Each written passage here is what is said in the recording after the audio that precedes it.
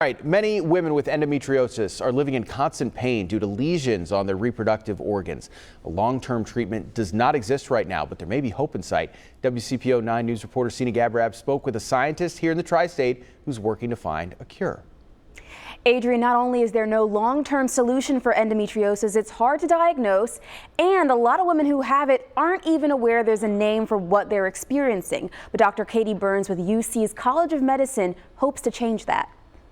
My life is living out through my research. Dr. Katie Burns has suffered from endometriosis since she was 11 years old. Over the last 30 years, 5 surgeries, chemical menopause, hypnosis, acupuncture, you name it, I've probably tried it. Because right now there's no long-term treatment for endometriosis. And Katie says when you do seek treatment, a lot of doctors tend to say, she's just complaining, she has a bad period, she's making this up. I was told that a number of times. I was told I needed to seek psychological help. The only way to diagnose endometriosis is via surgery. Dr. Burns hopes her research will change that and lead to a cure. She's looking into a non-hormonal treatment that could permanently treat or even prevent the disorder. Everything for endometriosis right now is a Band-Aid. So the statistic is that it takes about 7 to 10 years to actually get a diagnosis. Not only does it cause infertility, heavy bleeding, and gastrointestinal issues, the pain alone. You take a washcloth and you wring it out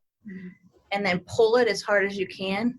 That's what it feels like on the insides. You know you have endometriosis when it feels like there's a knife getting cut across your abdomen. REBEKAH SLAFKA turned that pain into her purpose. She specializes in pelvic floor therapy, which actually saved Dr. Burns from getting a hysterectomy. Endometriosis also runs in REBEKAH's family. Her mom and twin have it too. It really does affect every aspect of your life. The bad days seem to connect all together. You're scared to make plans with friends because you don't know how you're going to be feeling. Despite high rates of infertility, REBEKAH recently gave birth to her first child, a baby girl. Though Dr. Burns feared REBEKAH's daughter would also inherit the debilitating disorder. And I told her, I said, Katie, it's because of people like you, I'm not scared to have a daughter, because hopefully she doesn't have to go through what we went through. Our hope really at the end of the day is to help young women become older women who don't have to